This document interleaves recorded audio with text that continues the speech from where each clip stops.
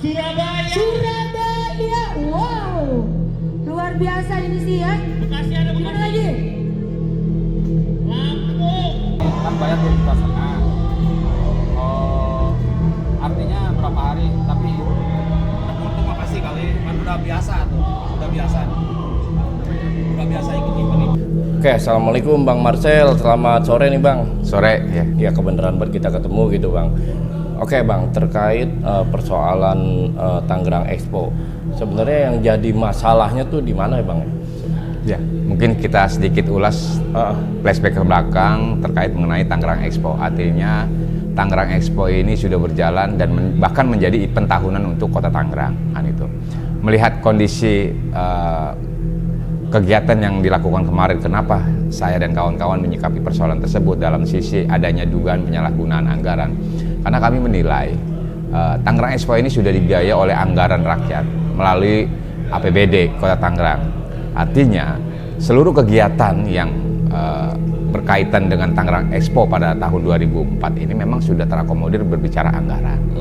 Artinya sudah tidak ada lagi nih konsep-konsep lain, salah satunya adalah dengan adanya tiketing masuk, terus juga mencari sponsor untuk anggaran-anggaran lainnya dalam pelaksanaan kegiatan Tangerang Expo ini sebetulnya udah nggak ada lagi harusnya.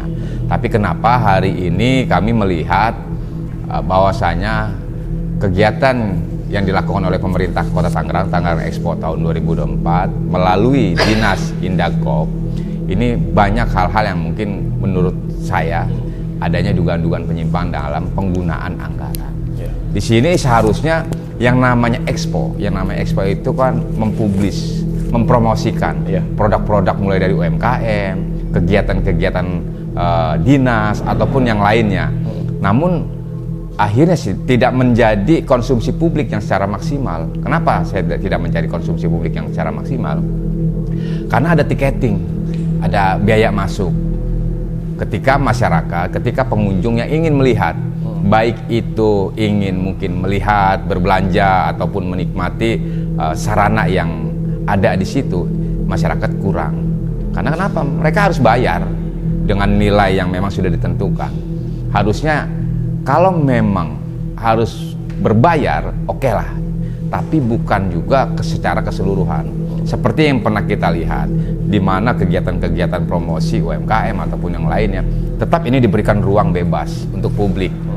Nah, ketika memang ada event-event lainnya, seperti konser musik, silakan ada tiket lain, itu kan berbayar. Ini silakan, saya masih menyikapi ini masih oke lah kan gitu. Tapi hari ini kita lihat seluruh pelaksanaan kegiatan tersebut diblokade. Dan siapapun ketika masuk harus membayar karena ada tiket yang telah ditentukan oleh panitia. Dan di sini juga saya melihatnya pemerintah dalam hal ini, pemerintah Kota Tangerang Indagop ini sudah berbisnis kepada masyarakat. Sedangkan pemerintah itu tidak boleh berbisnis kepada masyarakat, kepada rakyatnya. Hari ini kita melihatnya itu, ini sudah berbisnis. Pemerintah sudah menganggarkan kegiatan event tahunan, dalam hal ini adalah Tangerang Expo tahun 2024 yang memang menggunakan, notabene yang menggunakan anggaran rakyat. Harusnya juga ini dirasakan oleh masyarakat. Tapi nyatanya masyarakat tidak menikmati. Bahkan ini diberikan kepada pihak ketiga, dalam hal ini event organizer.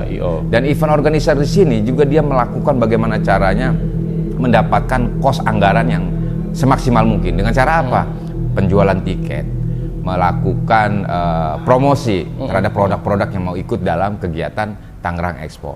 Saya di lapangan mendapatkan keterangan-keterangan dari para tenan-tenan yang ada dan ikut di lokasi. Mereka bayar. Oh, bayar juga Bang? Mereka bayar, walaupun itu dari unsur pemerintahan, mereka tetap bayar.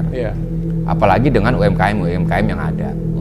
Artinya dalam sisi peningkatan UMKM saja di sini tidak ada. Karena kenapa? Tenan bayar. Masyarakat ketika mau berkunjung, mau melihat event tersebut harus bayar. Jadi di mana artinya pengelolaan anggaran yang digunakan, yang dirancanakan sebelumnya untuk kegiatan Tangerang Expo. Kita berharap kegiatan Tangerang Expo ini bisa menimbulkan dampak yang positif untuk masyarakat hari ini dan untuk kedepannya. Produk-produk UMKM yang menjadi program-program unggulan kita untuk peningkatan UMKM hari ini juga bisa terekspos. Produk-produk apa saja yang ada di Kota Tangerang juga bisa terekspos. Itu. Tapi hari ini kita tidak melihat itu. Dan saya sangat menyayangkan kepada Indakop dengan proses kegiatan yang dilakukan hari ini dengan berbayarlah, sehingga dampak dari kegiatan itu saya rasa gagal. Banyak merugikan masyarakat. Banyak merugikan masyarakat dan gagal dalam setiap event yang ditampilkan. Ya, contoh saya pernah hadir dalam event kemarin, event konser besar, dan juga memang dihadiri oleh artis besar juga, artis ternama. Tapi akhirnya memang tidak ada masyarakat secara maksimal hadir, kan gitu, untuk melihat kegiatan Tangerang Expo hari itu. Gitu. Tapi Bang, kalau dalam kita mengilustrasikannya pemerintah dalam membangun industri kreatif Bang ya. Seandainya nih Bang, ini kita sharing sedikit Bang. Kalau seandainya APBD itu dilokasikan ke hiburan, tetapi pada saat nanti dia menerima tiketingnya balik lagi ke pemerintah, pendapat Abang seperti apa Bang kalau kayak gitu? Ya, artinya di sini sudah tetap menjadi sebuah penyalahgunaan anggaran ya. Artinya pemerintah sudah berbisnis juga terhadap rakyatnya. Dia sudah menganggarkan dari APBD, tapi dia juga mencari dengan menggunakan event organizer, mencari lebih. Walaupun ini ada nilai retribusi, tapi kan pemerintah juga dalam satu kemasan kegiatan sebelumnya sudah ada perencanaan sampai dengan penganggaran. Betul. Artinya sudah settle nih. Harusnya pemerintah sudah langsung ready jalan terhadap anggaran yang disiapkan, perencanaan yang sebelumnya sudah direncanakan. Masyarakat tinggal menerima kegiatan tersebut. Itu artinya ini juga harusnya juga kegiatan ini sangat berdampak khususnya kepada UMKM yang tadi dibilang bahwasanya ekonomi kreatif. Sekarang ekonomi kreatifnya di mana? Pemerintah melakukan pembinaan terhadap para pelaku ekonomi kreatif. Tapi di saat pemerintah mempunyai event, mereka harus bayar. Ini kan dilematis. Harusnya juga pemerintah tetap harus memfasilitasi agar produk-produk tersebut bisa maksimal menjadi profit, menjadi income buat kelompok-kelompok tersebut. Tapi hari ini kan tidak. Padahal pemerintah membina UMKM, usaha kreatif. Tapi ketika pemerintah mempunyai satu event besar, bagaimana cara mempromosikan produk-produk yang ada di wilayahnya, produk lokal, harus dibebankan. Bahkan saya juga ada keluhan juga dari salah satu tenan, dia salah satu UMKM, dia berbayar, tapi kondisi realnya di lapangan pengunjung sepi. Sehingga bagaimana dia sudah mengeluarkan anggaran, tapi nyatanya pengunjung tidak ada. Masa tenan hanya tenan air minum mineral, ketika masyarakat ingin membeli tersebut dia harus bayar dengan tiket yang memang nilainya sangat besar, kan nggak mungkin, nggak logis. Harusnya dibuka aja itu oleh pemerintah untuk tenan-tenan, untuk pasar rakyatnya, kan itu. Jadi dasarnya APBD itu nggak tepat ya Bang ya kalau untuk di bisnisnya? Nggak tepat. Harusnya alangkah baiknya kegiatan Tangerang Expo ini melalui perencanaan, melalui penganggaran yang konkret, tinggal pelaksanaan secara utuh, kemasannya ini dikelola bersama untuk kemaslahatan masyarakat, khususnya para pelaku-pelaku usaha lah, karena bicara Expo ini kan mempromosikan. Betul Bang. Bicara Expo kita mempromosikan secara besar-besaran, terus juga kondisi-kondisi atau produk-produk yang ada di tingkat lokalnya ini bisa terekspos. Tapi hari ini tidak terjadi itu. Dan hari ini saya dengar juga bahwasanya pemerintah sudah menggratiskan seluruh kegiatan tersebut. Itu statement dari pemerintah. Hari ini saya lihat sedikit info bahwasanya pemerintah sudah menggratiskan kegiatan tersebut mulai hari ini. Tapi tetap artinya sebelumnya sudah ada upaya tidak baik. Udah ada upaya-upaya tidak baik yang memang sudah tersistematis. Ketika memang akhirnya hari ini digratiskan, mungkin ini salah satu bentuk yang memang akhirnya diketahui. Rencana-rencana buruk yang sebelumnya direncanakan akhirnya terdeteksi oleh publik, sehingga dirubahlah skemanya dengan tidak adanya tiketing, semua serba gratis. Ini kan akhirnya juga dilema juga buat pemerintah. Benar. Itu. Jadi pas sudah ketahuan baru digratiskan. Baru digratisin. Iya, Udah iya. ketahuan baru digratisin. Begitu pada saat ada gestarnya bang itu di tiketing. Waduh. Tiketing. Bukan hanya gestar. Jadi memang kondisi Tangerang Expo ini seluruh usaha, pelaku-pelaku usaha dalam bentuk usaha kreatif ataupun yang lainnya, sponsorship, ini semua di dalam area. Sehingga ketika masyarakat mau masuk ke dalam dan mau melihat kondisi di dalam, dia harus bayar dulu. Dia harus bayar dulu. Iya, Bang. Sekalipun dia tidak belanja ataupun menikmati membeli produk-produk yang ada ikut dalam Tangerang Expo, dia harus bayar dulu. Iya. Dia harus bayar dulu. Padahal belum tentu juga dia nanti akan membeli produk-produk yang sedang dipromosikan. Belum tentu juga dia juga akan melihat event-event dalam hal ini konser musik. Iya, Bang. Yang pasti dia harus beli tiket. Itu. Ini kan sangat disayangkan. Ya kalau jadi, sampai di sini sebenarnya dari pemerintah juga memang perlu ada kajian khusus ya dalam bentuk harus ada kajian khusus. Iya, itu. Industri kreatif. Artinya ya untuk kedepannya pemerintah harus konkret dalam melakukan perencanaan sampai dengan penganggaran. Sehingga nanti pada saat waktunya ya pemerintah hanya sebatas menjalankan dengan anggaran yang sudah direncanakan, dan publik dalam hal ini masyarakat merasakan, menikmati, mengikuti kegiatan Tangerang Expo tersebut. Tidak ada lagi tuh yang namanya tiketing segala macam, sehingga dampak positifnya pelaku-pelaku usaha yang ingin terlibat dalam mempromosikan produk-produknya, mereka sudah tidak ada beban lagi. Iya. Dan akhirnya disitulah pemerintah membantu usaha kreatif tersebut dalam mempromosikan, karena pemerintah sudah menyiapkan wadah dalam event tahunan ini, yaitu Tangerang Expo. Iya. Kalau kita bercermin kepada